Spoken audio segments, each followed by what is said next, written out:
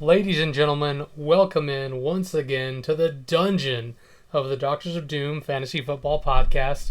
I'm your host, Alex the Shark Sparks, and joining me this week is both of the other members of the show. A rare occasion indeed, feels like. It is Mitch, surprisingly here every day, Black, and our producer, Vinny, the PTO King, Santucci. Say hello to all the Delvers out there, gentlemen. Hello. Oh, hello.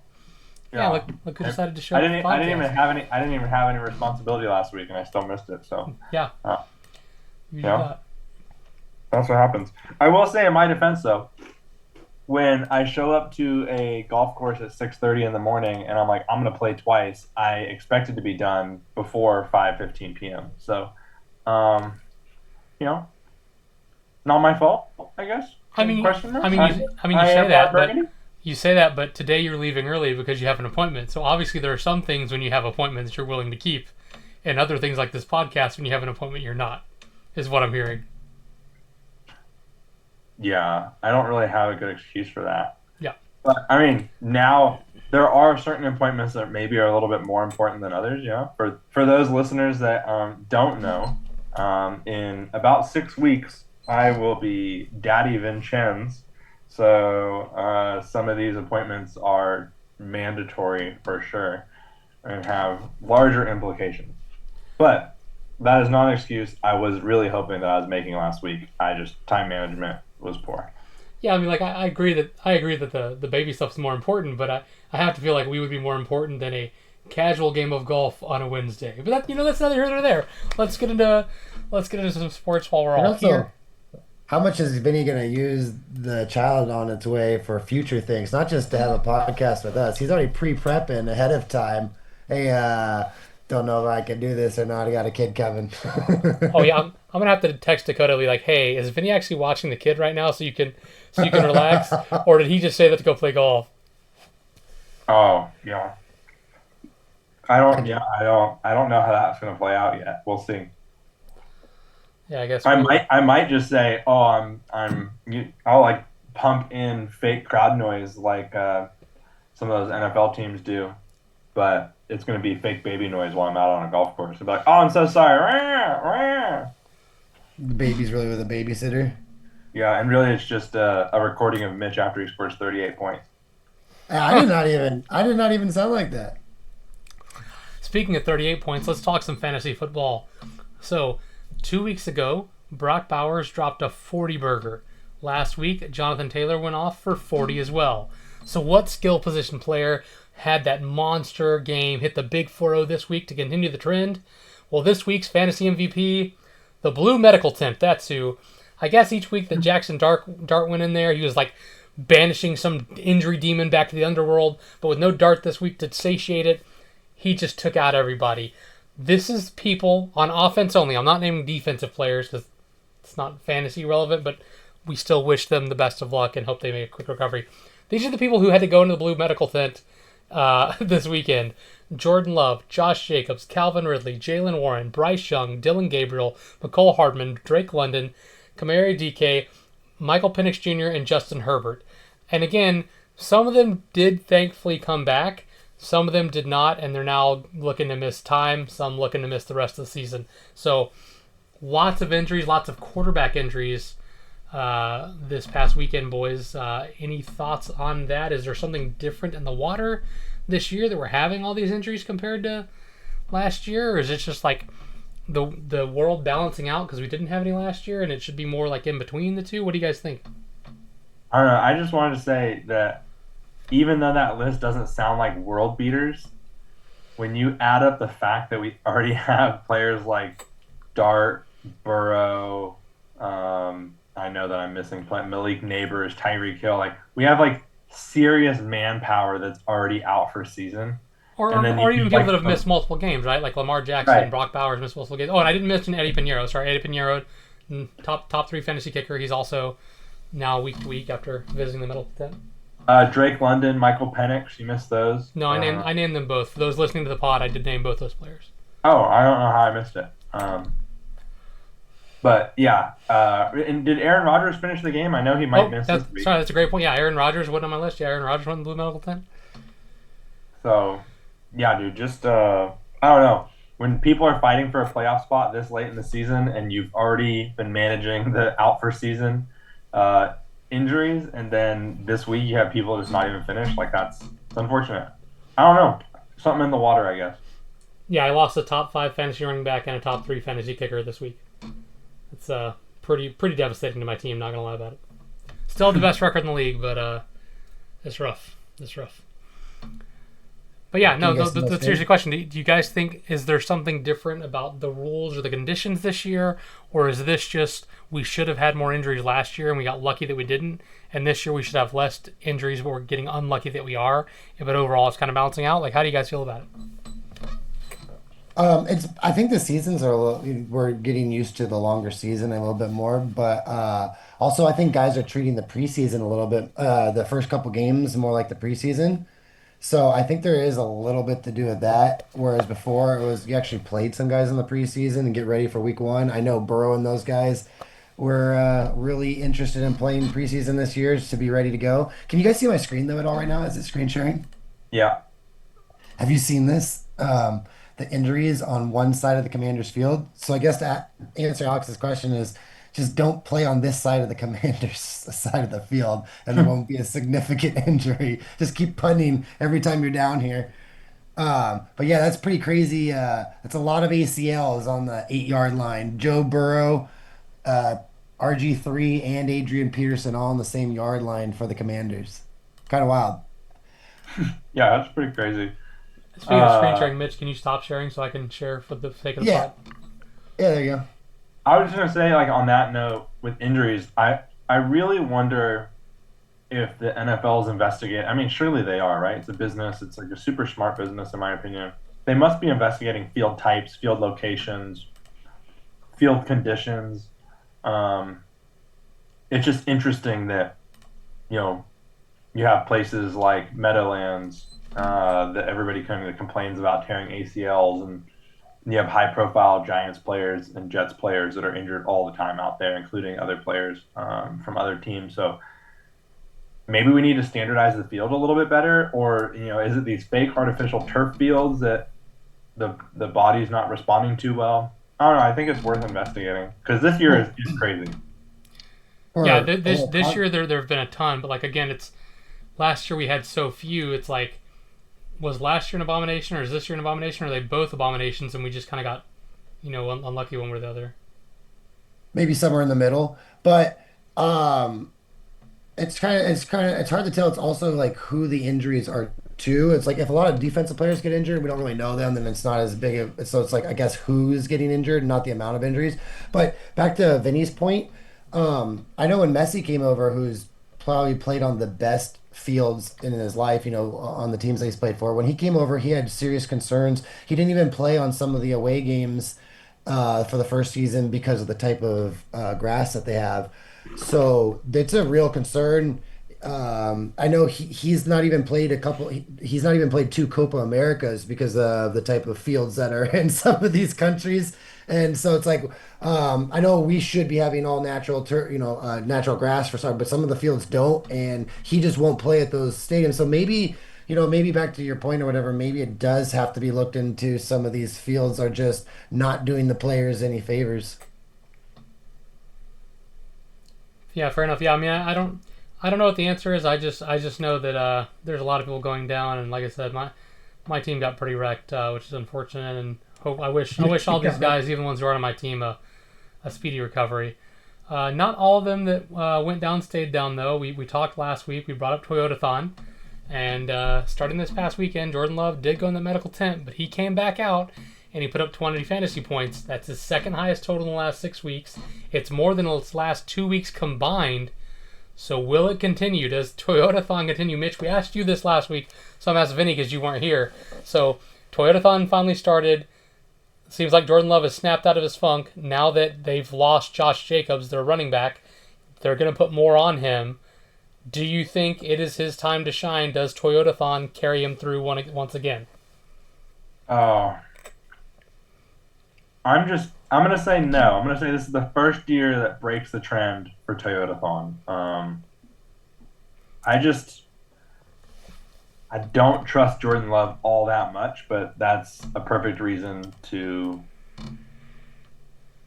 start him from here on out and have him blow up. Because it seems to be that I don't really know what the hell I'm talking about when it comes to Jordan Love and the Packers. So I can't see him sustaining a high.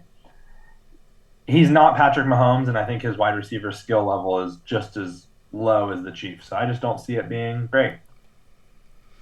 Yeah, so you basically said the same thing that Mitch did. So you guys are both buying Hondas this season. Looks like. Yeah, behind Hondas. In my eyes, Love is a bust because I had him much higher rated than how he's performing right now. So I have to go against it. Yeah, I mean, I think Mitch, you and I looked last week. He was QB 16. I can't imagine a 120-point week made much difference in that. I'm not going to bother checking. But all right, so we'll keep it in the quarterback conversation. Someone who went in the blue medical tent and did not come out was Dylan Gabriel, which means we finally saw Shedeur Sanders come into the game. He came into the game.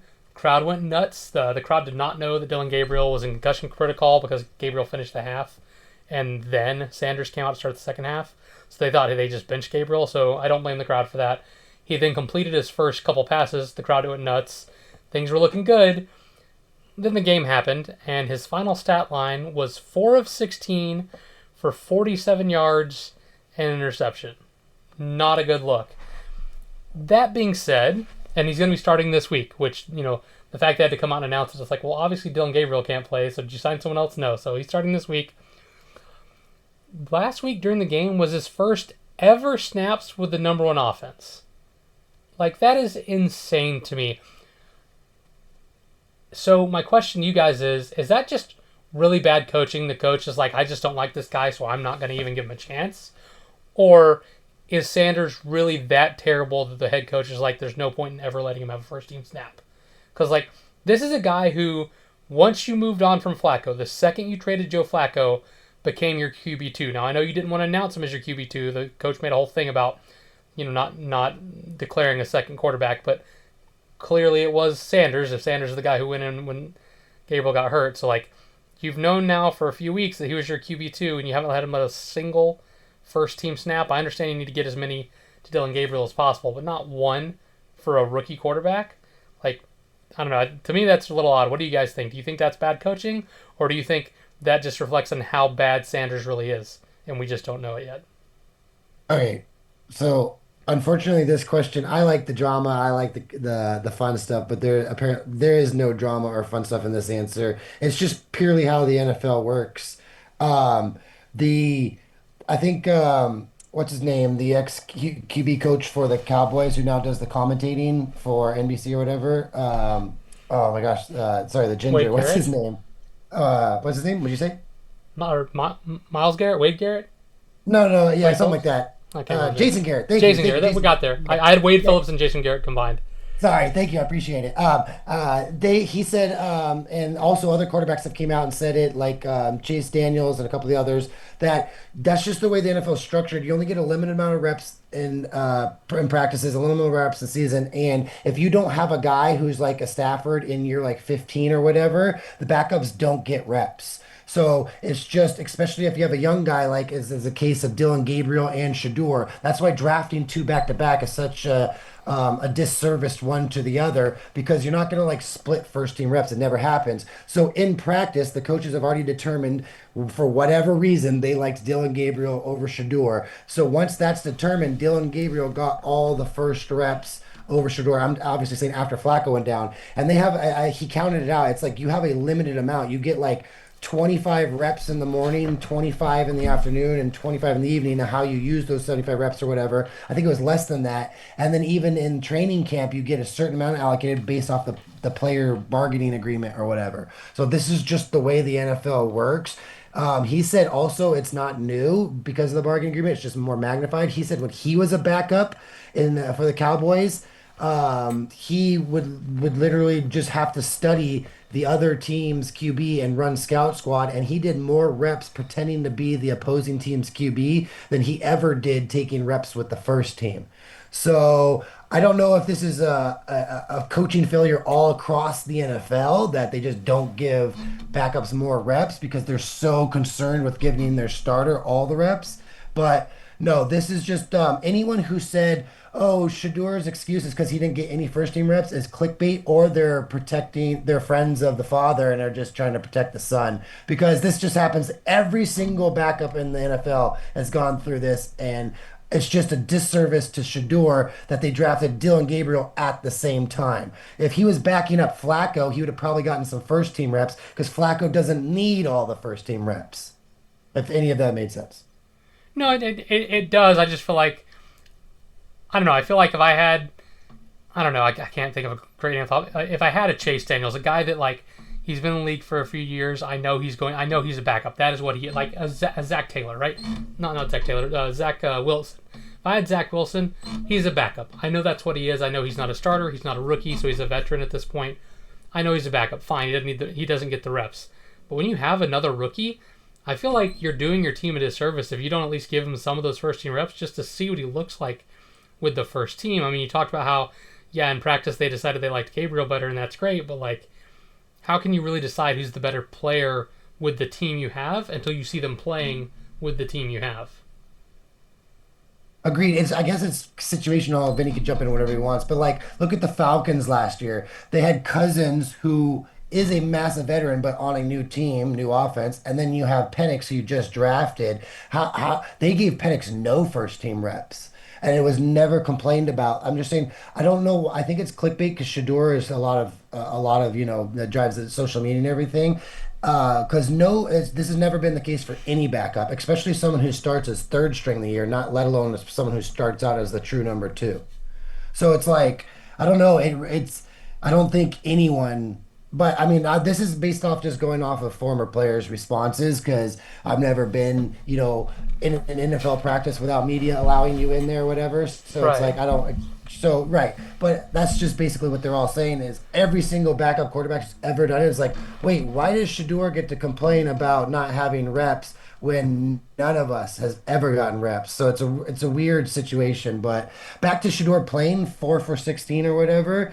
Man, when you come in that late for Gabriel against the Ravens D, who's fighting for their playoffs lives, that's also a tough first audition, regardless of player reps. Like the Ravens are playing on like the last life to live type of thing, right? There's no mistakes, and they're just sending blitz after him. And some of those, like he overthrew one in the back of the end zone. He escaped pressure, recognized the pressure. The one thing that I will say that all the analysts, every time I watch info on Shador, is they all praise his ability to dissect the defense.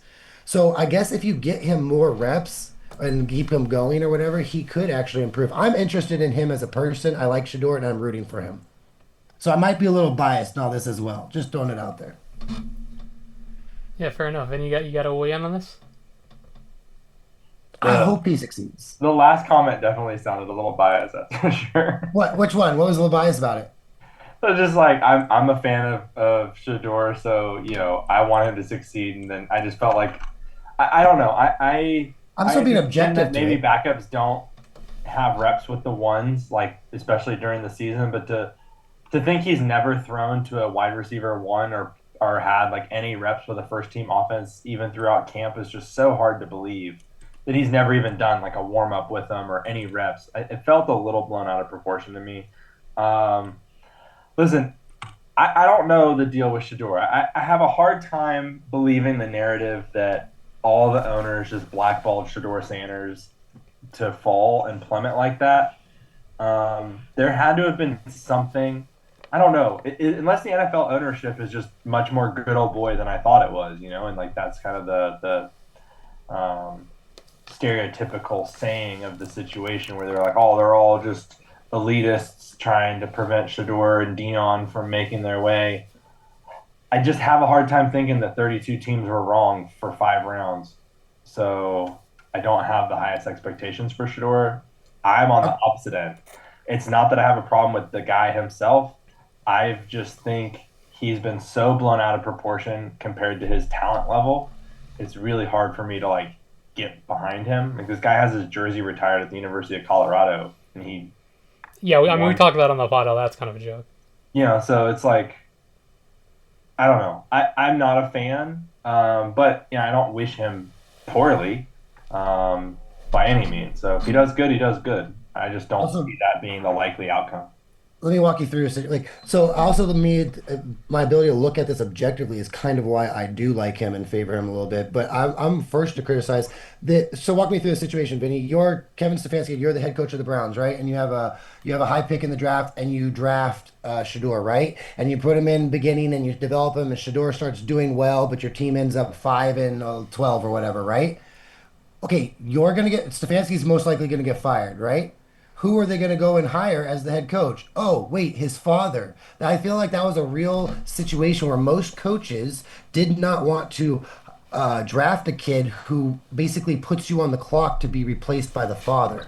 I think that's why a lot of it dropped, not necessarily any other reasons. And you're saying like, oh, how could they all just be good old boys or whatever that? I think a lot of the head coaches, the teams that were actually considering drafting him, obviously the Bills aren't going to consider drafting him and stuff like that. But like the teams that were like, okay, if we draft this kid, we're basically putting ourselves on a clock. And even if he does well, we still could get fired to have be replaced by his father. So no coach is going to go in there and be like, oh, I have Shador high up on the list from scouting him. It would have to take a serious GM to come in and step in, and I think that's what happened in Cleveland. So I Yeah, think but Shador maybe didn't get a fair shake, regardless of his talent. right, but that assumes that the coach has a ton of say in who the team picks. I mean, there are They do. scouts. There are scouts that do the reporting as well as the GM who usually makes the final decision. Now, look, a lot of coaches have some say or are involved in it, but you can't tell me if all the scouts came back with good reports, the GM liked what he saw and wanted to take him, but the head coach didn't like him, that they wouldn't at least consider him. And at the end of the day, there's the saying, money talks, well, talent talks too. In the NFL, you can get away with a lot if you're talented. Will forgive a lot, both fans, players, and teams. I mean, case in point, Colin Kaepernick got blackballed for kneeling and never got to play again. Cam Newton kneeled every week, but he was MVP level, so they didn't do anything to him, right? Now, I get that. I'm not trying to start a debate on the kneeling thing, and I understand that Kaepernick started it, but like, there were plenty of players who knelt that didn't have the issues because they were good enough that even though they were doing something that was causing a problem for the NFL, they were still good enough that teams didn't care and kept those players and kept them, starting and playing. So I think talent matters. Okay, And just really so quick, Alex. if he really was this if he really was this guy who was talented enough to be a first round pick, I don't think he would have fallen all the way to sixth. I think maybe he's better than a sixth round pick. Like I think there might be some merit to what you're saying, Mitch, but I don't think it's enough merit to like go from first to sixth. You know what I mean? Yeah, you Right. don't think So somebody was in the draft room? Like the Raiders, for example, like it was hyped that they were going to take him in the second round. Like I have a hard time thinking that even if you were like, oh, all the owners are aligned, I can't be the one to break this, that you didn't sign up to not draft Shedeur Sanders in like the first 5 rounds. You know what I mean? Like you're like, oh, okay, hell, this guy was projected at one point to be the second overall pick, and you're telling me that just to make all the other owners happy, I'm not going to take him in the fourth. Like hell no. Like I'm taking his ass in the fourth round. So the fact that he fell even further, like, just makes me think like they evaluated him and were just like, nah, he's just not ready to be an NFL quarterback. Well, back to the talent point. Is talent the higher your talent is the more you get to do what you want. Like Alex said, right? Well, what if you did draft Shador? He comes in and does play well. What's the first thing? He's going to now run the team. If he wants his father to come in, that's what's going to happen. If you want the coach gone, they're going to side with Josh Allen over Joe Brady or Doug McDermott. So if Lamar comes in and complains about the offensive coordinator Greg Monken, he's gone. That's what I'm saying is, so if Shador becomes the talent and the talent is exceeding, and he goes, I want my father here. You have no other choice but to placate the talent. But yeah, back to your point is, I don't know if he was a first round pick. My question is to you guys is, Dart obviously looks pretty good. Ward does not look as good. I mean, obviously some guys take more than a year. Let's give them time. But I'm just saying is like, if those guys are first round talents, and then what is it? Shuck and who else went later? I apologize, it's escaping my mind right now. Like where, like could he really be that far off from a Dart or a Ward? That's what I'm saying is like, I mean, this is really early to tell, but what I'm saying is, Ward. In a parallel universe, if you saw Shedeur go number one overall, I don't know how much worse off Tennessee would really be, is what I'm trying to say. Yeah, I mean, I thought his draft position was a little weird. I mean, Jalen Milroe went in the third round. I think Dylan Thank you. Gabriel was in the third round. Yeah, Gabriel. Um, So you drop three extra rounds because I think of the last name Sanders, is all I'm trying to say. I'm agreeing with Alex that first round talent might have been a little wild, but some of those guys, Dart does look good, don't get me wrong, but like some of those guys, one overall, that's because you're a QB. I didn't mean to interrupt you, Vinny, but yeah, I'm just saying, I think from that round two, where some team might have been willing, everyone had these negatives against him that were off the field things. But sorry, go on, Vinny. no, I was going to say, I think the weirdest pick of all of it actually is Dylan Gabriel. He was really good in college. I didn't think he had the build or like the talent to be an NFL quarterback. Uh, so drafting him that high, I don't know. The whole thing is odd to me. Yeah. That's why sometimes when something is so weird, you're like, there's got to be more to the story. Like in either direction, maybe you're more right, maybe we're more right. Where it's like Shador shouldn't even have been drafted, but people were like, nah, he needs to be like the hype is too real. Or maybe it's the alternative universe where it's like there was something that happened behind the scenes that they were scared of, and he actually is a second round talent and just fell to whatever he did. So. Um, We've seen but it before where guys have talent and drop based off the field issues. It's usually that way, not the other, right? It's usually guys are like, oh, he's got a deal. He's like Jalen Carter or whatever with his drama, or these other guys fall in the draft because of off the field. It's not usually they fall in the draft because they're over talent evaluated, is yeah, what they I'm fall trying in to the draft and the Eagles draft him, which is how. Yeah, exactly. But it's not because their talent wasn't evaluated correctly. It's because they're afraid of these off-field stuff. So that's what I'm trying to say is I don't know if whatever draft round pick that they've had him graded on, everyone dropped them 2 rounds because of the off-field stuff. That's all I'm trying to say. So like if you thought he was a third round pick, forget him to the fifth or sixth. You know what I mean? That's what I think. Yeah. Yeah, no, fair enough. And I was gonna say this for later, but I think it's a good transition because you brought up guys like Cam Ward going in the first round because they're a quarterback. So we're gonna play a little game here. These are all Ooh, gonna I be like these. these are all gonna be first round picks, and you're gonna have to keep them or cut them. So there's gonna be 6 names total. You have to keep 3 of them and cut 3 of them. But again, you're not gonna know. I'm just gonna give them to you in a random order, so you don't know who's coming, right? Former offender. So nope, no, not that game. I'm gonna hold him. Keep them or cut them. So we'll go first up. We're gonna go with Bryce Young. Keep them or cut them. So the next person I have to do I apologize. No. There's gonna be 6 names total. You're gonna Yeah. choose 3 to keep and 3 to cut. So Gotcha, if you got it, choose got the it. first 3 to keep, that's fine. But then Got you it. have to choose cut for the next 3. Are we doing this from an NFL perspective? What do you mean? Oh, NFL versus fantasy? You mean? Yeah. Yeah, we're doing this from like an NFL, like if you for your NFL perspective, I guess. So not my fantasy team. For like, Not your I'm gonna fantasy roll- team. I'm going to roll with Bryce Young being a keep. Interesting. Okay. I just think the guy, unfortunately, has been set up to fail in this offense and in this system for 3 years. And it's just going to take time.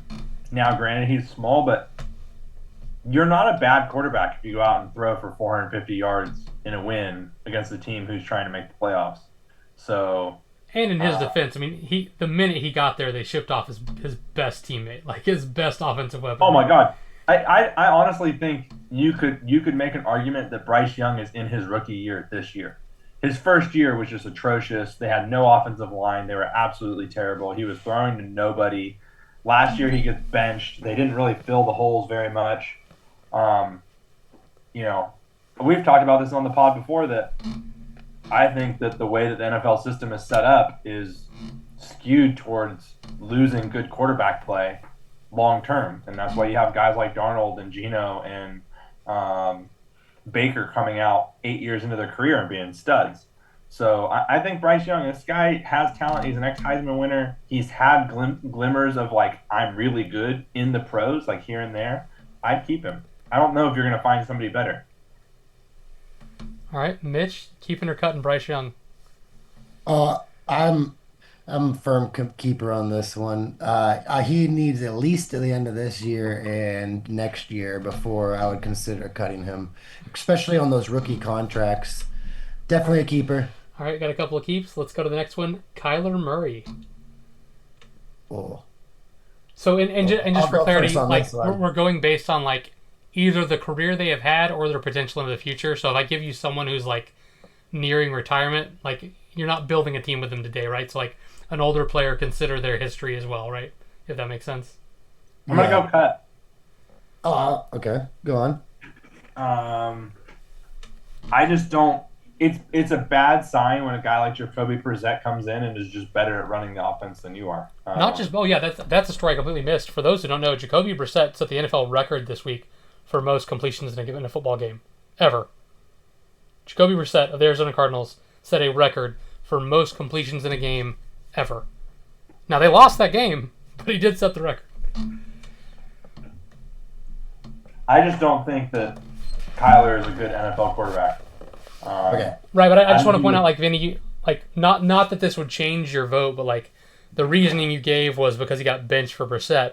So again, for a guy like Murray, you have to consider his entire 7-year career. Don't just consider this season. Do you get what I'm saying? No, I completely understand. Okay, And just making sure. I'm not. I think it could still be injury related this year. I'm just saying, like, if you look at what he's done over the last few years in pre-injury, he was fine. But he was that guy that was fine from a fantasy perspective. He took the team to the playoffs 1 year.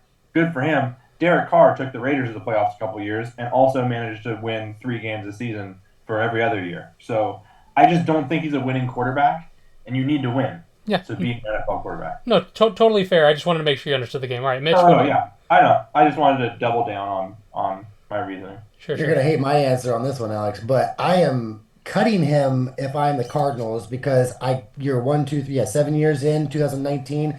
I don't it's at the point where it's like what's that we keep doing the same thing over and over, insanity is the cliche saying or whatever. I at some point he needs a different change of scenery, and if I'm the Cardinals, you did everything you could at this point. But if I'm someone like the Vikings, I am keeping. I am trying to sign Kyler Murray instantly. It's very hard to find someone as athletic as he is and to play QB in the NFL with the current RPO system. If you just make him run a little bit, as opposed to forcing him to develop as a pocket QB, just say, hey, it didn't really work out that much. We're just going to use you like a dart type of thing. It's really hard to find guys like Murray. 4,000 yards, 25 TD, 10 interceptions. I know he just never took that last step, but this guy is contender for MVP a couple years. So, unfortunately, if I'm the Cardinals, this isn't your fault if like Well, someone like the Jets completely Again, Mitch, blame for the game isn't like based on their situation. It's just based on the player, right?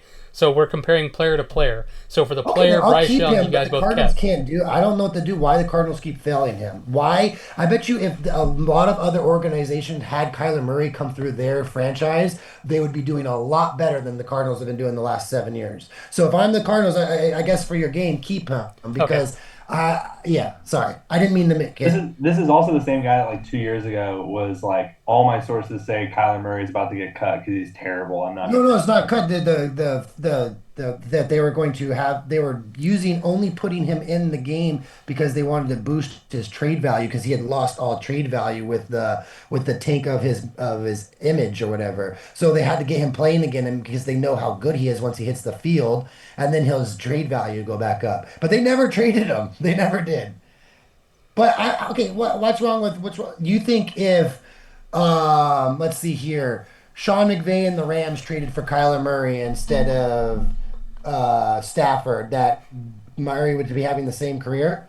Or if instead of them getting Trey Lance in the 49ers, they ended up, giving that third overall pick and trading to the Cardinals or something like, put him in a different organization with a different. Yeah.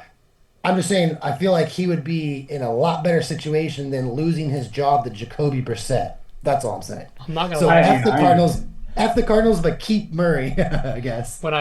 This is another game I got off social media trending. When I came up with this game, I really thought giving you guys a 50-50 choice would make the picks quick, but they are not. All right. So far we have Vinny keeping Bryce Young, cutting Kyler Murray. We have Mitch keeping both Young and Kyler Murray. Yes. Moving on to the next name. I just want to highlight that Mitch's team will not be winning more than 4 games a year so far. Moving and on not to the next, this year, but we're keeping them for the future, bro. moving on to the next name, Caleb Williams. Everybody's favorite, Caleb Williams. Anyone with Ben Johnson is going to do well. Let's put Shedeur Sanders on the Bears right now, and I think Shedeur would be doing well. I'm cutting Caleb. The problem with Caleb is not... I guess this is not gonna help with my Kyler Murray argument, but the problem with Caleb for me is like he does show really good like flashes, and like how does that guy make that throw on the run or backwards leaning with like his left shoulder? Yeah, but even the blind squirrel finds the nut twice a day. You know what I'm saying? Okay, Alex, but that's what I'm saying is in the NFL, you gotta just be Darnold. You need to be like what's his name, the Red Rocket in Andy Dalton. You don't need to be an A+ player. You just need to be an A- all the time. You can't be, this is an amazing throw, and then you have some B and C throws. That's the problem with Caleb. Is you just need to be consistently B+, A- all the time, and you could be a good QB in the NFL. You don't need to make these crazy plays all the time. Caleb can make this crazy play, and then he can't make the average throw. I would cut Caleb, and I would have my confidence in Ben Johnson way more. Okay, you're cutting Caleb. I'm going to start getting you guys like 30-second timer on these because this is getting ridiculous, guys. I'm going to be kind of a hypocrite here as well. I want to say keep so bad, but next gen stats, people whose expected completion percentage compared to their actual completion percentage, Caleb Williams is the worst, a -7.1. Surprisingly, the next 5 are Trevor Lawrence, Dylan Gabriel, Michael Penix, and Cam Ward, which means Caleb Williams is actually playing worse than they are from an expected percentage. I gotta cut him. It's really hard to defend Bryce Young and then cut Caleb Williams, who's what do they have, like 8 wins? But yeah, I don't know. Bears leading the division right now. Yeah, it's a bad look, but you watch him play and you're like, this is awful. So yeah, cut. All right. I have a feeling this exercise was set up to make us have a bad look, Benny, so don't worry. If I wanted to set you up, Mitch, I could. Like, this was already done in advance, so I can't set you up. But I could have set you up so hard after you decided to keep the first 2 names. Like, imagine, think about how many first number and overall picks there are that I could choose from. But luckily for you, I actually purposely didn't superset these up to bait you guys. Like, I know last time we played a game like this, I got Vinny to say the Browns were the best team in the league. I'm going to trade a future cut. I'm so dumb that I didn't even realize after the first 3 that this is all X number 1 picks until Alex just said that. Oh my God, that was the whole point of the game. That's why I was like shocked that you guys both kept the all right, you're keeping the first 2, Mitch? That's a bold choice, but all right. Okay, going on to the next one, Trevor Lawrence. Trevor Lawrence of the Jacksonville Jaguars. 30 seconds or less, cut. Wow, both with the insta-cut there. So that means that Mitch, you're now at 2-2. Vinny, you are at 1-3. That's all your cuts. 1-3. So Vinny has to keep the next 2 players. Well, I got good news and bad news for Vinny, I think. So we're going to the next one. The rookie Cam Ward. I have to keep half of them? You have to keep. No. Yeah, you have to keep the next 2 names. You have no choice. Can you do the other guy? Can you name the other guy? I will not name the other guy. So yeah, Mitch, this is going to be a decision point for you, Cam Ward. Vinny, you go first, buddy. Let me think who I have to keep got first round picks coming up. I have to keep Cam Ward. I also think this guy's super talented. But I think it was a down year for quarterbacks. I'm kind of feeling a little hosed right now because I probably would have kept either Trevor or Caleb. But it's way too soon to make a call on Cam Ward, and he's on an absolutely terrible team. So I'm happy keeping Cam Ward. I will say I'm not a believer in Cam Ward, but I also I think judging someone off their first year is a bad decision. Look at Drake May. Drake May won 4 games as rookie. Look at the Patriots this year. And then also, Cam Ward as a rookie goes into Tennessee where they have nothing, and their best offensive player, Calvin Ridley, has been hurt the entire season. He finally came back from injury this week, only to go out with injury in the middle of the game. So, but I know who the next one is. So Mitch, you actually have to make a choice here. Don't look it up. Don't cheat. My choice Wait, no, who looked that up? Well, Vinny said he knows who the next one was. I hope you're not looking up my choice. picks. I'm trying to think of first ones. The only names that could come up in my head are like, well, Murray's already been picked, right? That's so it's not gotta the be like, game. The game is to just, hey, pick. Wait, hold on. Like, Time out.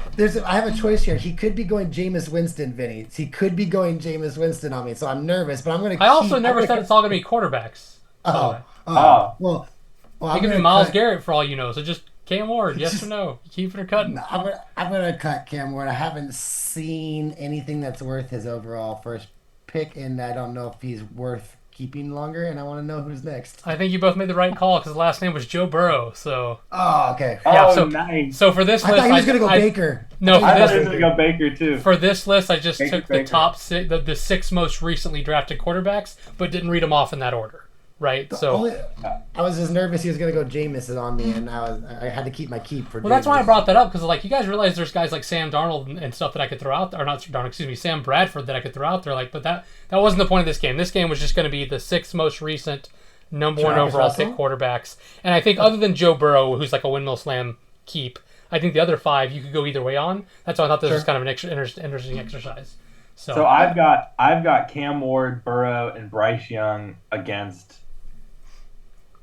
You're keeping Williams, keeping Cam, Trevor Lawrence, and Kyler Murray, Caleb Williams, Trevor Lawrence. So you're cutting, whereas Mitch is keeping Bryce Young, Murray, and Kyler Murray, and Joe Burrow, and cutting Cam Ward, Caleb Williams, Trevor Lawrence. So you're both unanimous on cutting Trevor Lawrence and Caleb Williams. The only difference is Mitch is keeping Murray, Vinny's keeping Ward. Now that you know all six names, would either of you have changed anything? No. I don't know. I might flip Bryce Young for either Williams or Lawrence, but I still. Am I just glazed by Trevor Lawrence? Like, is he just supposed to be so much better than he actually is that you can't believe he's so bad? If he wasn't the number one overall pick and must miss at Clemson and hyped up for 3 years, you would not be glazing for him. I promise you. He would just be another big, tall quarterback who went early in the draft who failed. Like, and he is surrounded by talent this year and just somehow can't make it work. Play caller talent doesn't matter, apparently. I mean, his second and third seasons, he threw for over 4,000 yards, threw for over 20 TDs. That's pretty good. I mean, he had kind of high. I think his issues high in T numbers, right? Like even this year, 11 touchdowns but 8 picks. You know, he can't protect the football. This year, I think his completion. He'll be a guy. He's going to turn 29, 30 years old, go to another team, and all of a sudden you're going to be like, oh, he's the next Sam Darnold, and maybe he turns into that. But no, I'm well, as you know, according to MGM Bet, in 2032 or whatever, he's winning MVP. So that's actually on a different team. I can see that. No, MGM Bet had him on the Jaguars. It's making me realize after looking at these stats too, Vinny, it could work the other way as well, to where it's like because he's so hyped, I'm holding him to a higher standard than maybe like a Bryce Young because Bryce Young wasn't as hyped as like a Trevor Lawrence. So I'm maybe keeping him over Trevor. You're right. It could go both ways though. You're liking him because of it, and I'm holding it against him. Also, both you guys stop cheating. Don't look at who the number one overall picks is. That defeats the purpose of my game. Okay? I did it. Because there is but Vinny 100% is. No, I thought it was Baker. I just was thinking of quarterbacks. And I was like, oh, not Baker, number one pick. What was coming to my head was Jameis and Luck. We are going to do another round of this game later that I think will be a little more challenging. It's not just going to be the top 6 names. It's going to be a selection of people. But before we do that, I do have one other NFL story that I don't want to forget to talk about. And that was, what do you guys think of the trend of teams, quote, punishing players, end quote, by benching them? So for those who don't know, CeeDee Lamb and George Pickens went out in Vegas this week and stayed out late because they missed the team meeting in the morning. They were benched for the first series against the Raiders. Now, obviously, that didn't matter. The Cowboys came out and shellacked the Raiders, but still, they benched them first series. The Bills benched Keon Coleman, their wide receiver one. Hard to say the Bills have wide receiver one, but he's theoretically their wide receiver one. They benched him for the entire game for missing team meetings throughout the week. And that was actually a close game up until the very end. So, it's one of those where yeah, both those teams won, but both those teams put themselves in a worse position to win, especially the Bills, by punishing the player in that way. I mean, I feel like that way of punishing the player also punishes the team. So what do you guys think of that punishment And I do realize it might affect their paycheck, like not getting the start or whatever. But like, what do you guys think of the punishment of benching a player? I don't know. I mean, if you're really mad at him, benching him for like a drive just seems really dumb to me. But I know like that's what these dudes play for. Like when it's not like they get like that is actually something that probably pisses them off. Like these guys want to be out there every single play. So I mean, I'm on board with that as a punishment. It's just one drive is just so lame. Not to mention, like, what are you gonna miss? You don't have George Pickens and CeeDee Lamb out there, so they missed 3 plays. They missed like 30 seconds of game time. Yeah, so that one I think is like more of like you're sitting them like they're not getting the start. Maybe like I don't know how their contracts are structured, so maybe that does punish them financially. But at least you're not super hurting your team because you're only missing the one drive. So that one's more understandable. But benching a player for an entire game, like I feel like you're really hurting your squad by not having that guy out there. But yeah, so do you think it's effective in any way, or do you think it's just a waste of time and hurts your team? Yeah, I mean, I think you're hurting the team as like a coach, but you're also sending the message that this player was selfish enough to hurt the team. Does that make sense? I think at this point when they're making this much money, it has nothing to do. I think it's more about embarrassing them. So like we would have never known the story if they weren't held out that first drive. The funniest thing is I forgot what happened on the first drive, but when it was being reported that they're going to sit out at the beginning or whatever, I saw on the internet and someone posted like, "Oh no, punish them for 3 plays." But that's a great point you just made though, Mitch, because you're right. I would not have known that those two guys went out, partied late, missed a team meeting if it wasn't for the fact that they got benched. He's in a contract, so I'm getting this obviously from other sources, but like he's in a contract year right now, and you want to go ahead and have a T. Higgins, Jamar Chase thing on the Cowboys. How much you gonna have to re-sign Pickens to stay with you? You hurt his public image. It drives down the everything. Pickens has already got a problem attached to him. This is literally embarrassing him in front of everyone. You've already paid Lamb. Lamb's not going to care. It's going to embarrass him a little bit. But for a guy who has to go and fight for a contract this offseason, that's going to be embarrassing when you come to the talking tables. As far as Keon Coleman, this is a you problem. And I'm a you problem, I mean the Bills. You guys traded down on the 28th pick in 2024, allowing the Chiefs to get Xavier Worthy. And then in that time that you traded down in the second round to grab Coleman 8 picks later, or whatever, 7 picks later, Ricky Pearsall and Xavier Legette went. So if you can't do your own research on Keon Coleman and know that he's not the type of franchise player that's worth taking as a first round pick, that's on you. You're going to start fining him and making him miss games. You're only detrimenting Josh Allen. Josh Allen is here to win now.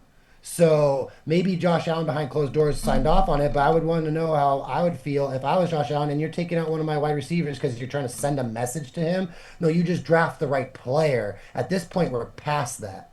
So I don't know. I don't know. Take away their money. Why you don't penalize Josh Allen or the Bills? Yeah, no, I'm with you. I think there are plenty of things you can do. Like, and if you want to embarrass a player, there are plenty of things you can do in practice, in the locker room, like ribbing a guy, like, in front of the media. Like, there's so much stuff you can do to punish a player that don't negatively affect your team on the field on Sunday. So I don't think that's a great form of punishment. And like, look, whether or not it's effective, I don't know, right? Like, so like maybe it's really effective. Maybe it really brings that player and the rest of the team in line. And then, like, if it is, then maybe it's worth it. But unless it's like a super, super effective punishment that works on both the player as well as influences other players in the locker room to not do those types of things because they saw what happened, unless it's that effective of a punishment, I don't like the whole, hey, let's not have our best players out there on the field on Sunday when we're playing in important matchups. Yeah. I mean, the Bills were literally coming off a game where they got shellacked by the Miami Dolphins, playing against a good Buccaneers team. They ended up winning by 12, but one of those, I think, was a late score because the Bucs went for it on 4th down and turned it over. So like, this was effectively a 1-score game the entire football game. And it's like, what if that last turnover on downs was a score and the Bills were in a position where they had less than a minute to go score a touchdown to win the game? They're going to wish they had Keon Coleman out there.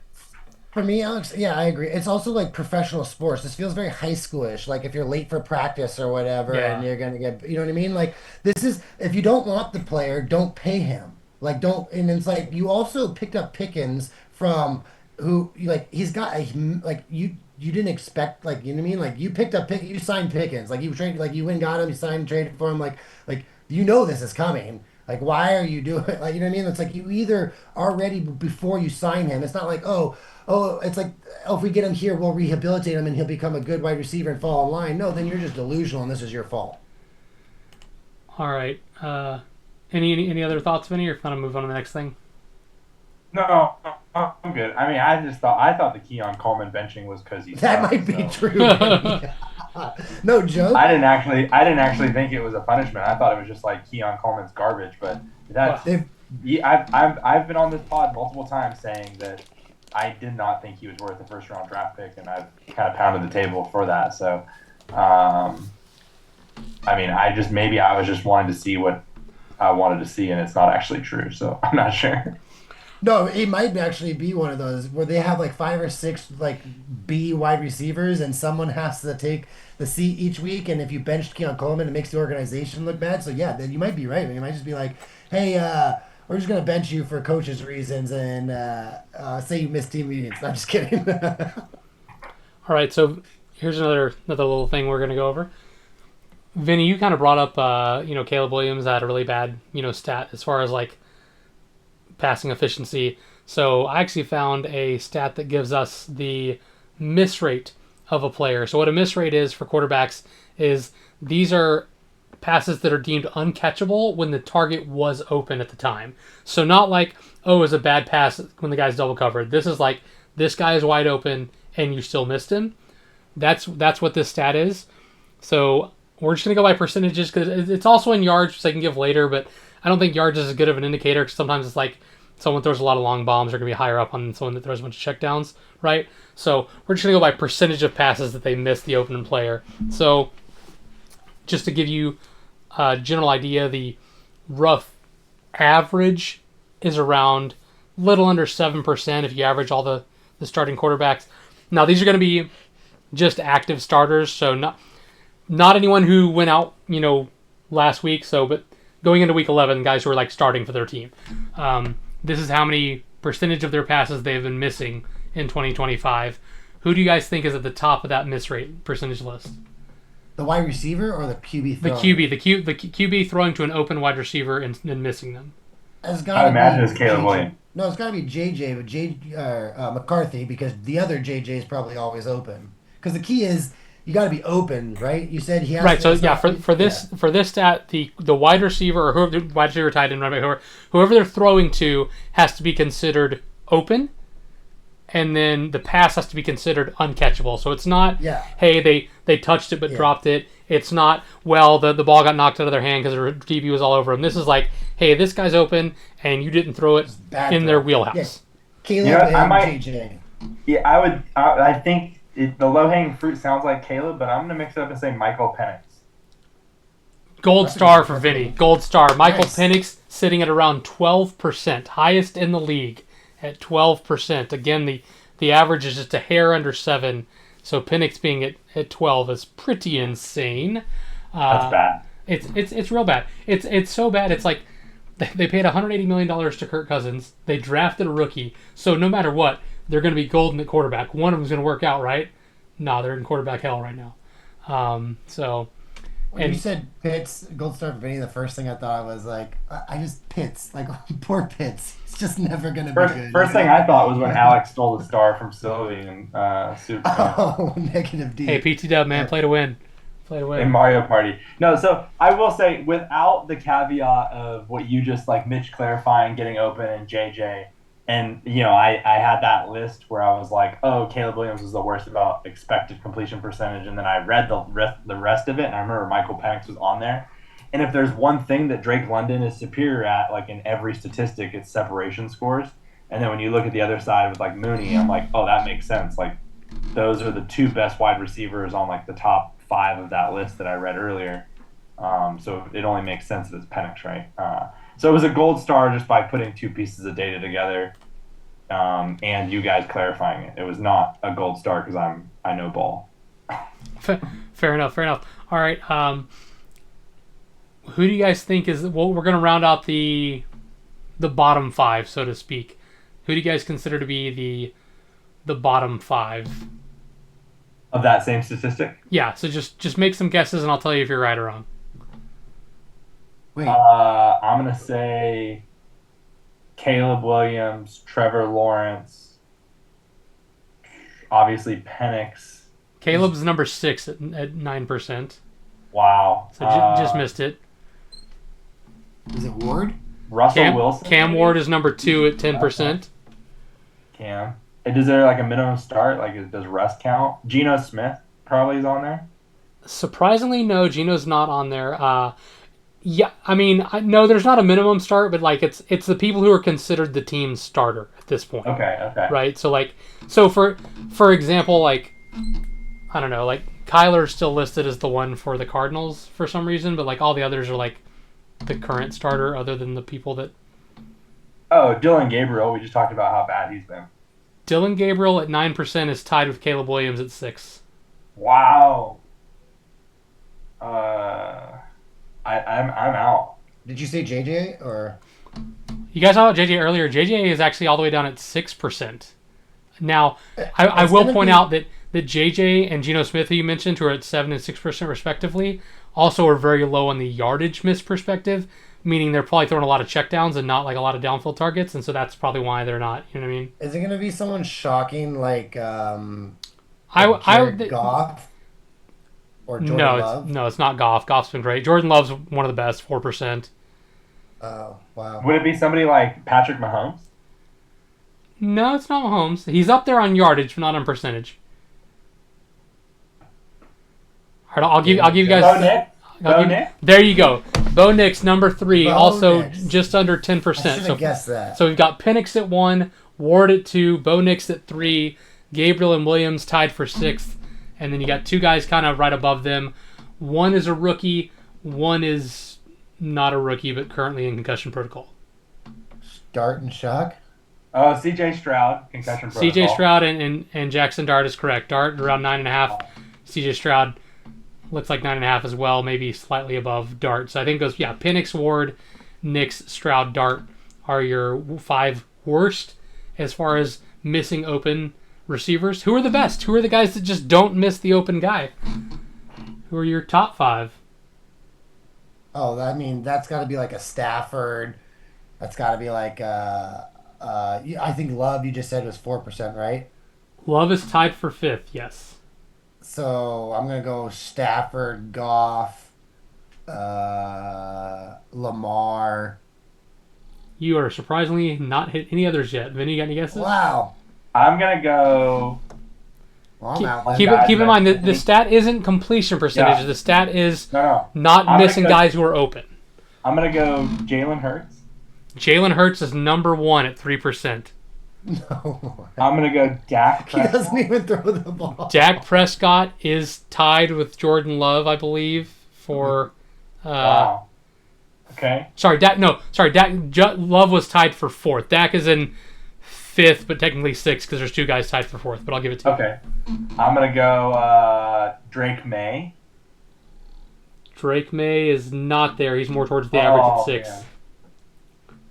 And Say my boy Darnold. am I going to eat crow and say Sam Darnold?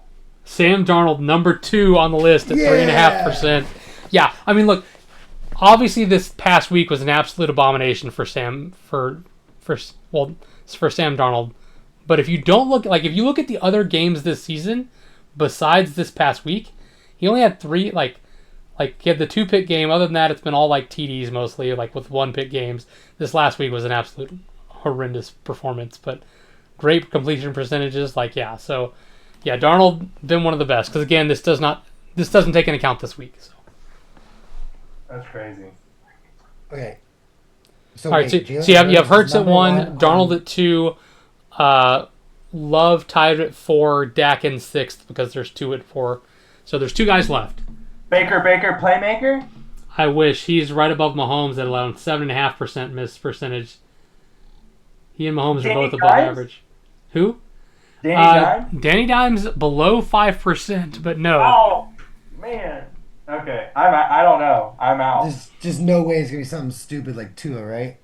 No, there's one of these that I'm surprised, like, that doesn't surprise me is on the list, and there's one that, I don't know, I feel like you're going to, like, be like, oh, yeah, that's who it was, as soon as I tell you. I mean, Goff wasn't it, right? We already, Justin Herbert? No, okay, you guys have named, there's the big three quarterbacks, you guys have named two of them.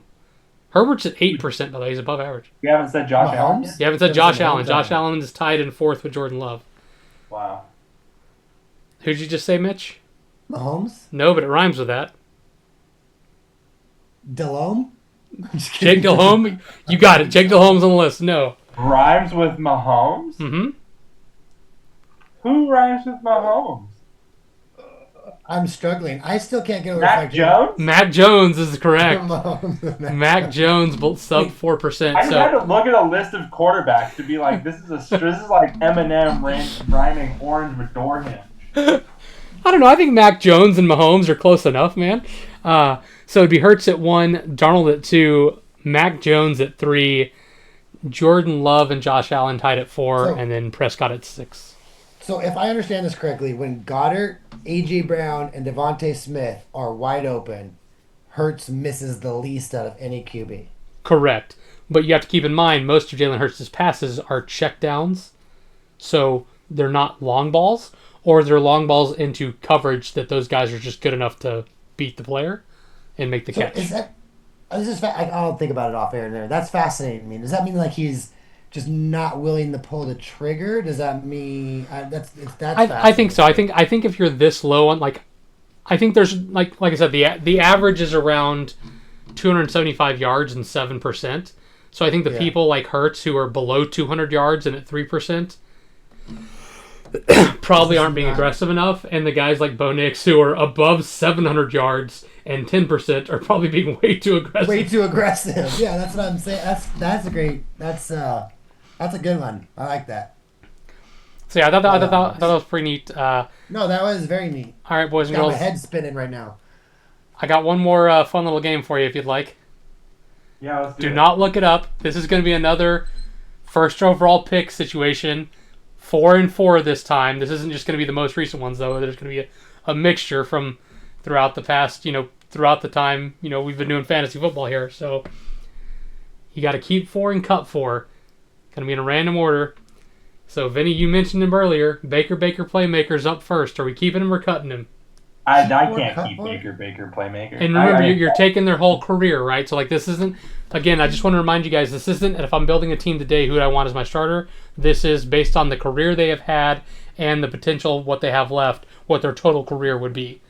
If you go back in time, is this the first round pick you'd keep or cut? Yeah, I'll live with Baker. I mean, that's fine. I'll take that. If he's my... Oh, you're changing up. Okay, you're keeping Baker. Yeah.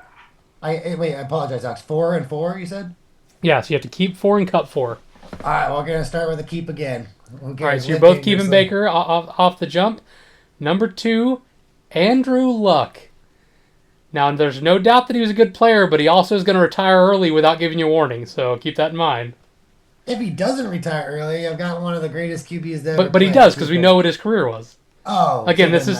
Yeah, okay. This game is like what their career is or is this game to get me to say cut Andrew Luck? Yeah, this game was designed to say cut Andrew Luck. Not necessarily, because you don't know who's next, right? So, okay, well, just because he retired early, I have to cut him, yeah.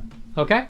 You guys are both cutting Andrew Luck. I'm surprised that Mitch cut Luck, and I'm surprised it didn't take so long for you guys to both pull the trigger, but fair enough. Next up, Jared Goff. Cut. Ooh, interesting. Mitch cutting Goff. You're going to cut Goff?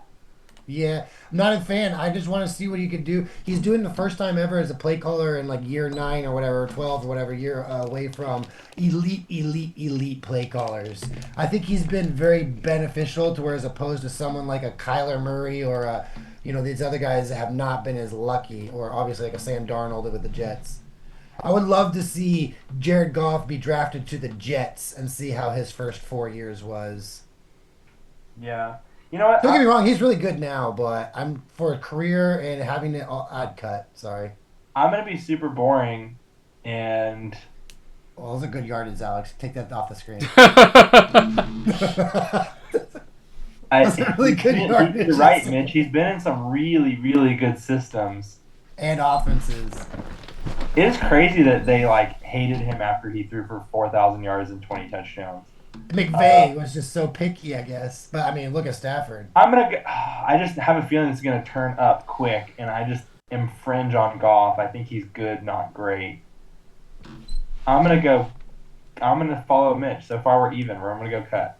All right. My question is, do you guys? No, sorry, Alex. My question is I know Goff has more body of work than Darnold because Darnold would disappeared for 6 or 7 years, but it's kind of the same thing. They both are great in the regular season, and they just can't get over the hump. So it's kind of I don't know. Yeah, go on. Sorry, next one. Next up, famous Jameis Winston. Oh, damn it. Should have kept Goff.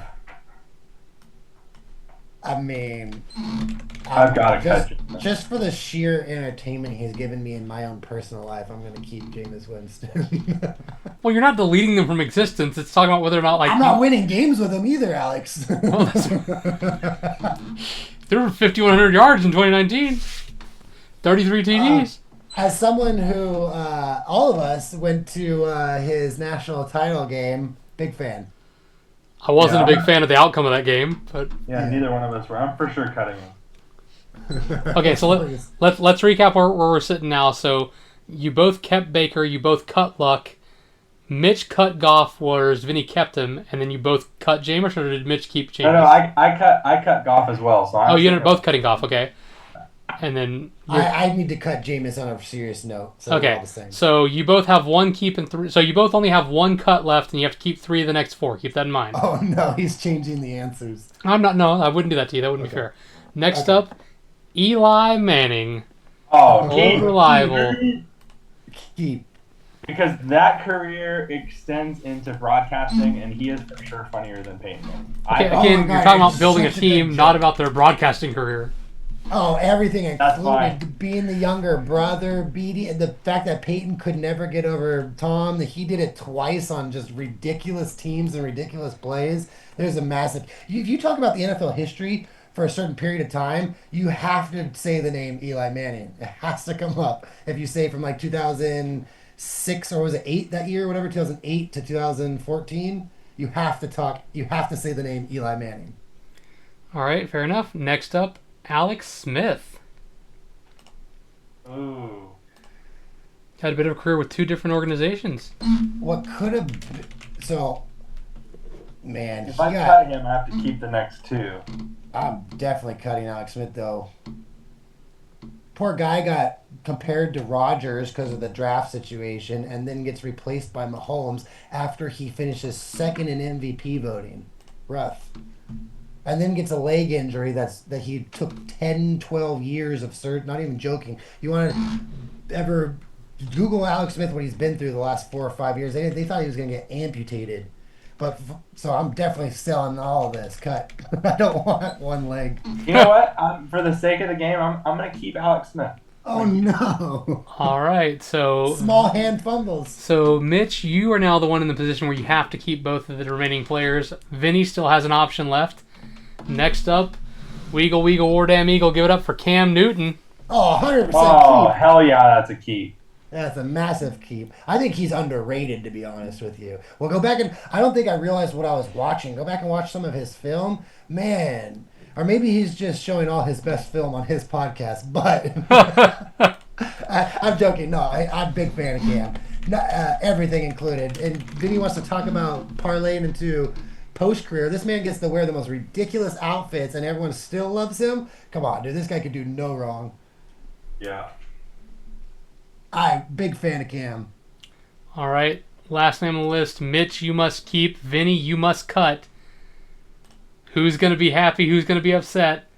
Give it up for the current Rams quarterback, Matthew Stafford. Oh, you're cutting My list Stafford. sucks.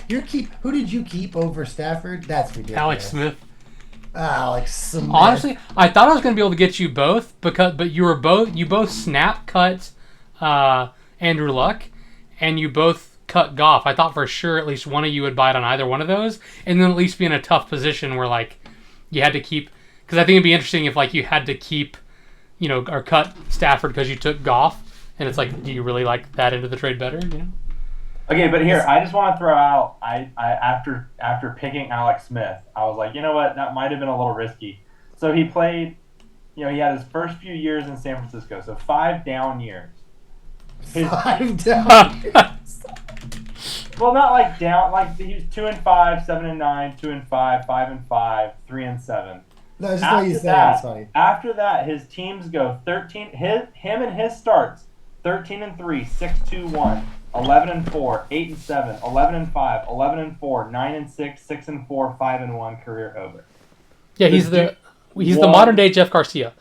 All Jeff Garcia ever did anywhere he played was win, but because he came after Joe Montana and after Steve Young, everyone hated Jeff Garcia in San Francisco, but it's like all he ever did anywhere he played was win.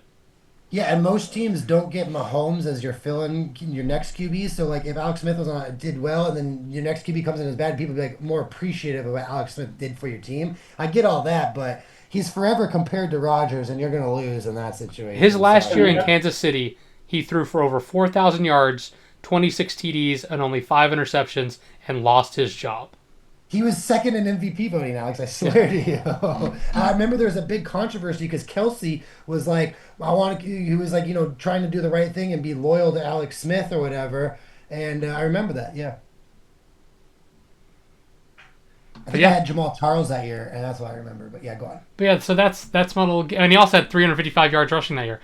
So that's my little game. So at the end of the results here, let's tally them up. So we had Mitch keeping Baker, Eli Manning, Cam Newton, and Matt Stafford. Oh, that's a winner. Vinny, and then he was cutting Andrew Luck, Jared Goff, Jameis Winston, and Alex Smith. Vinny keeping Baker, Eli Manning, Alex Smith, and Cam Newton, cutting Andrew Luck, Jared Goff, Jameis Winston, and Matthew Stafford. But I think it was that's a lot of winning records. I think other than Jameis Winston, who was I had to pick another QB. I wanted someone who at least didn't complete. He wasn't a trash can fire like Bradford, but I don't know. I think all the others you could go either way on. You know what I mean? I don't know if there's anyone that's 100% has to be on list A or B. I think depending on how you want to build your squad. I think Stafford and Puka Nacua can finish at his historic rate. I think Stafford solidified his Hall of Fame. And it's very hard for a one championship QB to get into a Hall of Fame, but because of his ability to produce wide receivers, I'm pretty sure he solidified it. So right, but I'm just saying is a must guys. I guess the point I'm making, Mitch, is yeah, his Cam Newton's career is over, Alex Smith's career over, Eli Manning's career over, yeah. Matt Stafford career nearing the end, Andrew Luck's career over. Baker Mayfield and Jared Goff may not have the resumes of those guys yet, but they do have good resumes with a lot of years left potentially. You know what I mean? So I guess the point that's the point that I was making. It's there's no one other than Jameis Winston. I feel like anyone on this list could be on either list. How many depending of those on guys won league MVPs? League MVPs? Cam Newton did it, and that's it. Did Andrew Luck ever do it? I don't think so. No. Yeah, then I guess I could argue maybe. I think Stafford did his Super Bowl year. No. I don't know if he got it. I don't think because no, he didn't. He didn't. And I think they gave Cooper Kupp Super Bowl MVP. To be honest. I'm not gonna look it up because we might do that as a game on another episode. But yeah, okay. So those are my games. Those are my stats. Anyone have any games or stats they want to talk about today? No, I have a game called I Have to Go and sign off so I can drive out to this appointment. But go Team Phoenix. If you guys do a recap, number 1 points for destroyed the Sharks. I just want to throw that out there. So I mean, you heard at the opening of the pod where the Sharks had a top 5 fantasy running back and a top 3 fantasy kicker, leave the game and not return and now be on injured and have to drop them, right? You heard that? So I wouldn't give yourself too much of a pat on the back. It's also fine with me if we don't do the league recap this. Yeah, because of you, Mitch, we absolutely have to do the league recap. So since Vinny already put me on blast, I'll go ahead and throw that up here. I know you got to go, Vinny, so you can head out if you need to. But I just want to make sure we highlight Mitch's 38 points, and then stay tuned for Travion Henderson trading for Jalen Waddle. It's happening this week. The trade deadline has already passed, so that's not going to happen. But And I don't think it has passed, but it's not happening. Well, for our league, it's week 11, and we're now in week 12. So. Is it? Know the league rules. Oh my god. Is it really already passed? We have literally talked about it on this podcast the last couple of weeks because Mitch and I were talking about making a trade. It says in the top No, right of the it's screen, 11:20. go to League Home. We have a whole pop-up on the home screen that says... Go to League Home, Alex. It's the whole pop-up that says trade deadline and one. There you go, on the right. Okay, well, it's supposed to already be done, but yeah, I guess there's one day left. And it's not happening anyway, so don't worry, Alex. I'm not giving them Waddle for Henderson. But Waddle for Chase Brown is still... I might have to consider that one, but yeah. Oh, yeah. All right. So, yeah, let's look at... All right, see you, boys. See you, man. All right, go around the league here. So Vinny McCaffrey had 3 rushing touchdowns all season and then got 2 of them against me, one within the first 5 seconds of the game because their kick returner ran it back to the 2 and then got tackled. That guy must have been anti-me. So, yeah, he had a huge game from Prescott, who's been great this year. Huge game from McCaffrey, who's been great but hasn't had rushing touchdowns, and even against me, he gets London had a big game before he left injured. A couple of duds from Warren and Odunze. Warren did leave the game hurt. Big game for McBride again. McBride has been an absolute monster with Jacoby Brissett as his quarterback. Texans D, we talked about last week, predicted to get 20. They got 15. So, yeah, his whole team popped off. My team was relatively fine. I mean, Jameson Williams didn't get the touchdowns. They all went to Prescott, which hurt me. I mean, he had 90 yards rushing, but it just was only single-digit fantasy points because he didn't get any of the TDs. But the big thing that hurt me was Josh Jacobs had 7 carries for 40 yards. That's, he's averaging roughly 6 yards a carry. Then he gets hurt in the first quarter. His backup running back that came in and replaced him had multiple touchdowns. So, if that happens, I probably break the century mark. I'm probably still lose the guy that scores $1.23, but the game's a lot closer. The only guy on my team who really laid an egg was Gadsden. I made all the right starts. Vinny made all the wrong starts. He left Henderson and Etienne on the bench, who both would have outperformed Warren, not McCaffrey, obviously. He left Brown on the bench as well. So basically, sure. any of his bench running backs would have been better. I understand not doing Henderson. That's fine. But the Warren versus Etienne's a little shocking for you on your side. I disagree. After the week Henderson had last week, how do you not start him? Because they just don't give him the ball. It's random. Look at his. I don't know. After what he did last week, I feel like you got to ride the hot hand.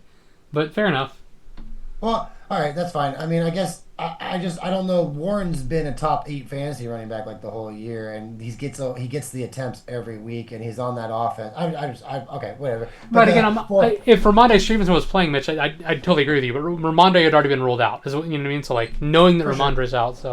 All right, let's move. I'm just saying also Thursday night, but for you, it's I bet you're happy you didn't trade one of my wide receivers for one of your backup running backs. Well, I'm happy I didn't trade because Jameson Williams is actually a good player now. Ever since they switched to Dan Campbell as the play caller, so Dan Campbell. I was 12th on waivers and nobody went for him, so I got him. So look at his last so other than the Tampa Bay game, which was just an abomination, right? 12, 17, 14. Or 4 of his last 5 games.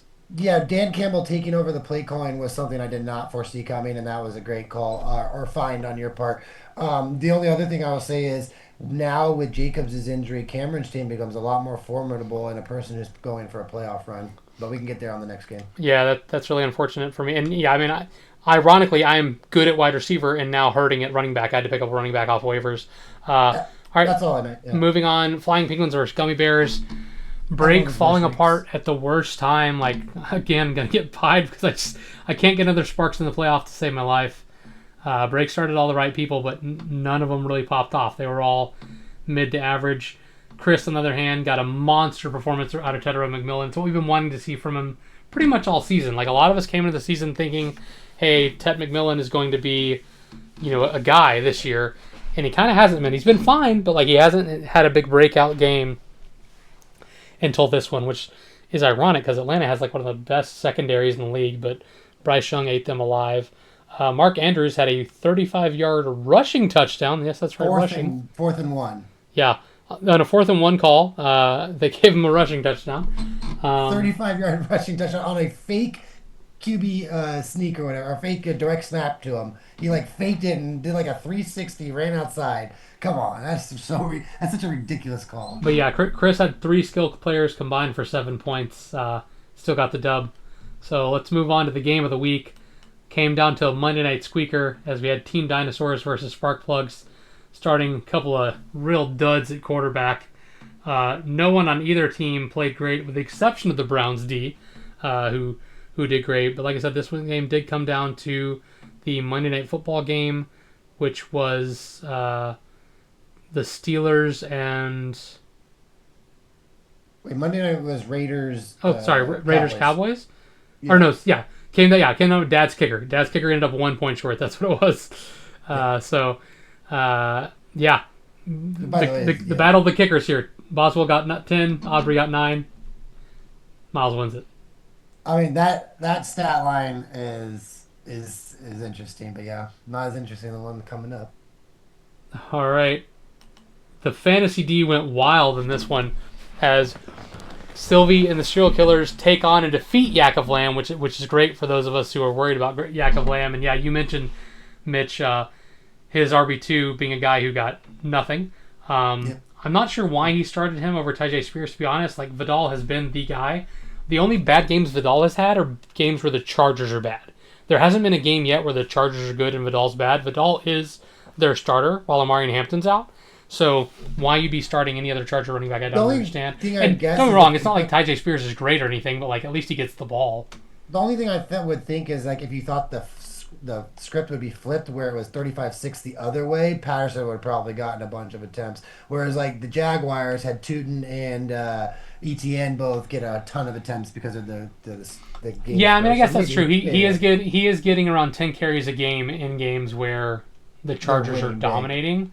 Yeah. So I guess he was playing the ceiling as opposed to playing the floor. The absolute zero if it's the other way around or a close game. Yeah. No, I agree with you. I would have done Spears as well. I was just trying to maybe give a realm of a thought possibility. But like you said, he has Wilson on the bench here. So after they lost, Jacobs Wilson had 40 rushing yards, a rushing touchdown, 9 receiving yards, receiving 2-point conversion. So you're talking about a guy who has the potential to get you 10 to 15 fantasy points at running back, which is a big upgrade. Devonta Smith was 0. This Wilson game was just becomes abysmal. Wilson becomes an instant top 12 starter. So that's if you can insert a top 12 starter into your lineup going into the divisional game before playoffs, that's good on you. And this one's for you, Vinny, even though you're not here anymore. The Avengers laid an absolute egg. I mean, it didn't help that you were playing the second highest scorer with Luis, who got 48 points. I made the joke about the 40 burger earlier. There was a 40-point player. I specifically said skill player earlier because I knew Josh Allen had gotten 40 and he's a quarterback, not a wide receiver running back. But yeah, Josh Allen got 6 TDs, 3 rushing, 3 passing. Only 2 other players have done that. One was Josh Allen in a previous game, and the other was years and years ago.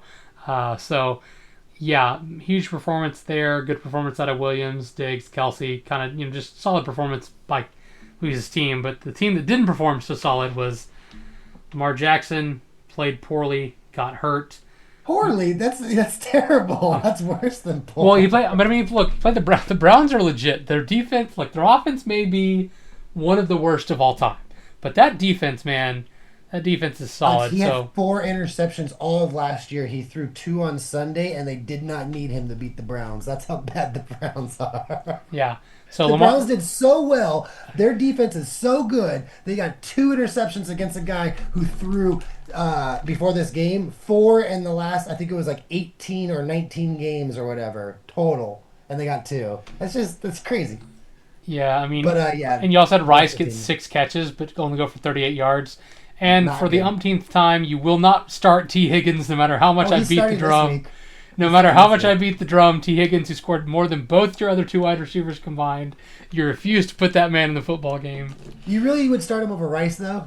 No, right? You'd start him over Waddle. I'd start him over Waddle at this point, probably. But so I just don't know what to do. I've been rotating. Zay got a week, Waddle got a week. But the one guy you're not rotating is the guy who outscores them all every week. That's the point that I'm making. He's getting his rotation this week, Alex. 15, 10, 26, 12, and those are his last 4 games. Okay, so if he doesn't get 15, 10, 26, or 12 for this week when I start him, I'm going to be pretty upset.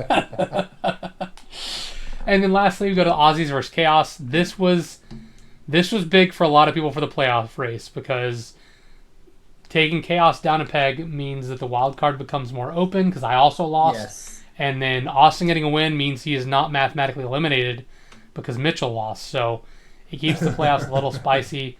As far as performances here, a couple of big, Pickens with another big game, Kittle with another big game, Cook with a big game fantasy-wise, but a second game in a row where he has not done well running the ball, which is like he had such a hard start to the year, but it's 2 games in a row now. He's got like 15 carries for 45 yards, like 3 yards a carry, which is not great. Bijan Robinson finally remembered where the end zone was. He got a couple of TDs this week after not getting some for a couple of weeks. And, I don't understand why that offense loves Algier so much. Robinson would probably be the clear. He would be having a Jonathan Taylor type year if they would be those two. So like 230 plus points right now. If Algier, I don't know why they like Algier so much, or maybe they're just doing a nice, what do you call it? Where you're spelling, you don't want to use and abuse him to where in 3 years from now he can't even walk or whatever. So I don't know, maybe. But, man, Algier, okay, so that one looks bad. He only had 3 attempts for 10 yards on TD that time. But no, I know what you're talking about. There's definitely games where he has like 10 carries. Yeah. I think they're spelling him. I think they're going to try to keep some of the tread on the tires for Bijan Robinson. Also, I think they're built a little differently. Bijan's a lot better about getting to the outside. Algier's more of a up and down runner. So, maybe depending on what's it, if it's a 3rd and 2, Algier might be the better handoff than Bijan Robinson. Whereas full disclosure, the last 2 years ago, I had McCaffrey ranked 1, and then Bijan 2. This year, I had Barkley 1, Henry 2, and then Bijan 3. So he's still been in my top 3 every year. But he's going to probably be there for the next 3, 4, 5 years. He's real good. Yeah, he is. All right, let's check out the standings and see what happens. So as I mentioned, Matt and I both lost. So I'm still winning the division with the best record in the league, but it's a lot tighter now. Matt is still leading the wild card, but it's only a 1-game lead ahead of Serial Killers, Flying Penguins, and then you have Vinny leading his division at 7-4. Yakov Lamb is still in it because they have that tie. Like if this was a win or a loss, either way it would help or hurt them. But with it being a tie, they're still in it, but it's a little more sketch. Austin is still technically in it. He's 2 games back, but he gets to play you for one of them, and he does have more points for than you do. So assuming he beats you, he needs you to lose one other game. So Austin is still live, which I think is scary for everybody. You're still very live, leading your division. Penguins are live. Yakov Lamb's live. Phoenix is live. Serial Killers, Chaos, and Sharks are all live. Those Serial Killers have the hardest path remaining due to the fact that they have the least points scored. But it is possible. So we'll see what happens. Any final thoughts, Mitch? 3 games left. Only division games left to go. Do you play Matt this week? Who you think? No, I play Sylvie this week, and she's got her whole. Like I said, Sylvie's path is really challenging because her whole team is on a bye right now. Yeah. The week she plays me or hurt, which I'm projected to win by 68 points at the moment. So, I think Austin has a good chance of winning against Nolan and Chris. So I was hoping to play Austin the last game of the season, but we play each other this week. So. Oh, interesting. I kind of like that it's this week, though, because then it locks it up, right? You either win the division this week or for me it does. But I'm saying if I had to play Nolan and Chris first, and then he plays Nolan and Chris first, and then we play each other. I think it kind of came down to last game of the season type of thing. But oh well. But yeah, looking at Sylvie's team, Justin Fields has been benched. He's no longer the starter. JCM is injured. Devon Eshan is on a bye. Lad McConkey is on a bye. Chargers D is on a bye. So she's going to have to either throw in some of these bench players or make some pickups off waivers. She needs a quarterback for sure.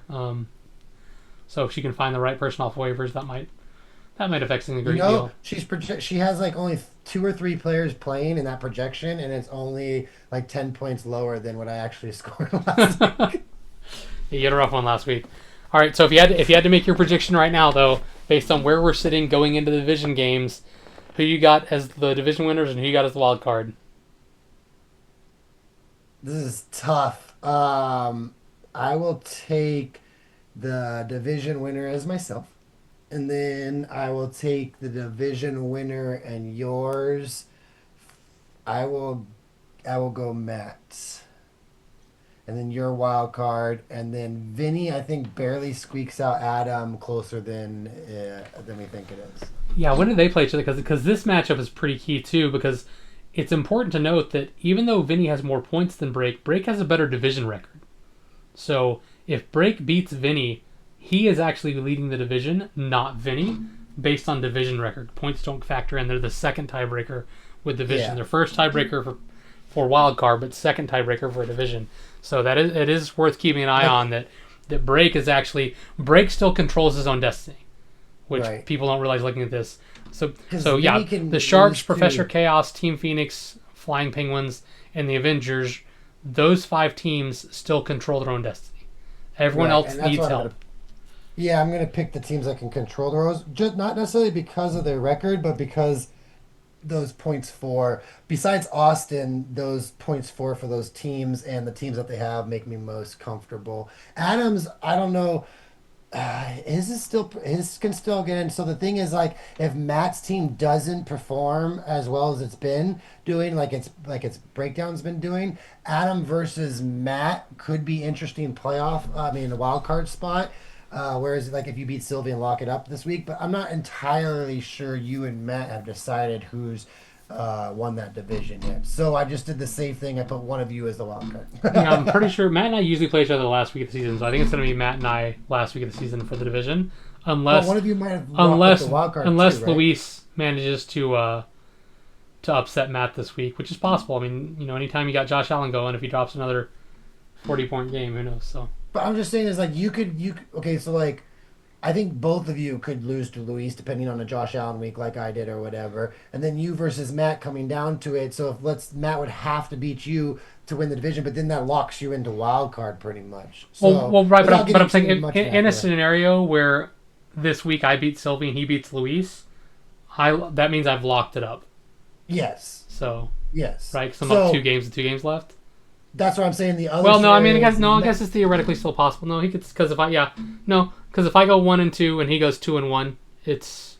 But most likely, if Matt can't produce the way he's been producing. No, that doesn't work. He'd still be a game, but So Luis has a chance to play spoiler right here. So come on, Luis. But the only other thing I'm saying is if Matt can't, let's say Matt loses Luis and then takes a loss to like a Sylvie or something like that, why couldn't he be wild card? Wildcard doesn't. No, he could. I'm only talking about the divisions right now, like division. Yeah. So the safest thing would be to pick you, but I didn't want to do the safest thing overall. So I don't know. My picks are terrible, but it's going to be you and Matt out of that division, then Vinny and I, and so that makes you playing Matt round 1 and me playing Vinny. But there's still 3 weeks left. A whole lot of fantasy left. Someone could go 0-3. Someone could go 3-0. You never know. Especially when you got a team that scores 38 points, anything's possible. Yeah, a team that going into the week was the highest scoring team in the league, dropping 38. That's why they play the games, right? Any given Sunday. Alex, I don't think I've ever scored 30. I didn't want to look because it's depressing and it's not the type of research I want to do before our podcast. But I think that's the lowest week I've ever scored. That'd be one of the lowest weeks. Now I want to know, like, is that one of the lowest scoring weeks ever? I think someone had 35 and saved me. If you go to there's a way record. Or am I the record? There you go. Points scored in a game. Well, that's going to be most. There's a way to flip it to least. Yeah, I can never remember. Points allowed in a game? Because that would imply the other team scored. No, that's most of the game. There we go. Least points allowed in a game? Nope. Because of these two, which I don't like, this can't be right because I wouldn't have allowed people to start guys. Yeah, it's 18, 19, and 24. We would have never allowed a 0. Yeah, I wish I knew what. I wish I could remove those two. Probably thinks they went to the playoffs and then they didn't or something like that. Yeah. That's my guess. And 2017, Brandon wasn't in the league at that time. I'm almost positive. Or maybe he was. Yeah, I don't know. So 18, 19, and 24, I think I'm the 4th lowest ever. That's so great. All right. Thanks everyone for listening. Hope you guys enjoyed it. Any final words there, Mitch? Oh no, I think these records for some reason expand when the season's over, and you get to see a lot more records, and then they give like a condensed version during the season. I'm willing to. I'm pretty positive on that. Well, we can't see team histories. What if I go to team history? We'll look at this off air, but let's go and wrap it up, Mitch. Say goodbye to all the Devils out there. Good luck, everyone. Have fun. See you, fellas.